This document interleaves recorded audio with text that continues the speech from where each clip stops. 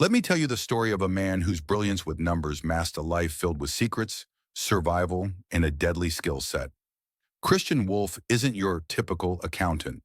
By day, he's a quiet math genius running a modest CPA office in suburban Illinois. But behind closed doors, he's something far more dangerous. A financial cleaner for the world's most dangerous criminals.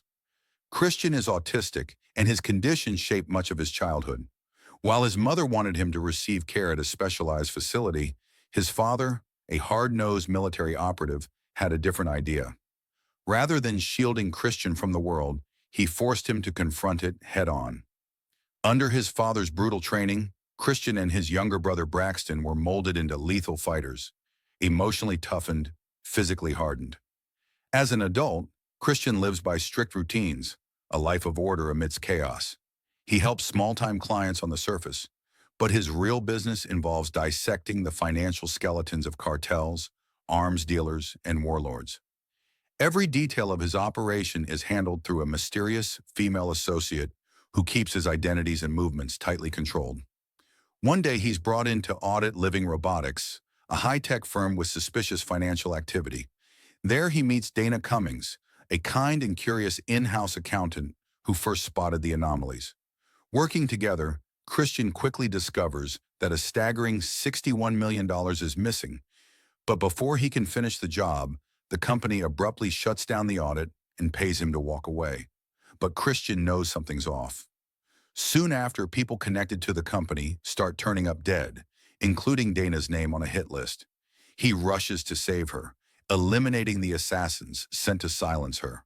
To protect her, he brings her into his world, showing her his mobile base, an RV filled with priceless art, rare assets, and clues from his secret life.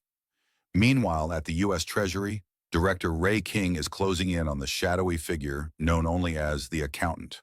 He blackmails analyst Mary Beth Medina into helping him track this ghost. Using clues and aliases, each based on famous mathematicians, she traces Christian's real identity. But there's a twist. King isn't after him to arrest him. He's been working with Christian for years, using him as an off-the-books informant. As Christian digs deeper, he connects the missing funds to Lamar Blackburn, the ruthless CEO of Living Robotics. Determined to confront him, Christian storms Lamar's estate, but there, standing in his way, is someone he never expected: Braxton, his estranged brother. The two clash in a brutal fight that forces old wounds to the surface. But in the end, brotherhood wins out, and they reconcile.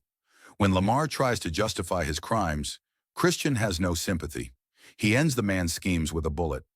Before leaving, he makes plans to meet Braxton again, no longer as enemies, but as family.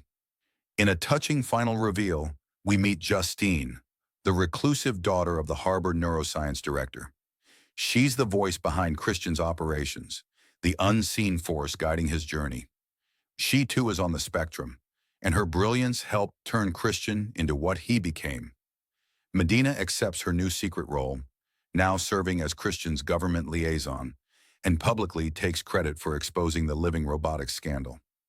Back in her apartment, Dana receives a gift, a painting of dogs playing poker. But beneath it, she finds something extraordinary, an original Jackson Pollock worth millions. It's Christian's way of saying thank you and goodbye. And with that, Christian disappears once more, alone on the road, towing his RV into the distance. Numbers in his head, justice in his heart,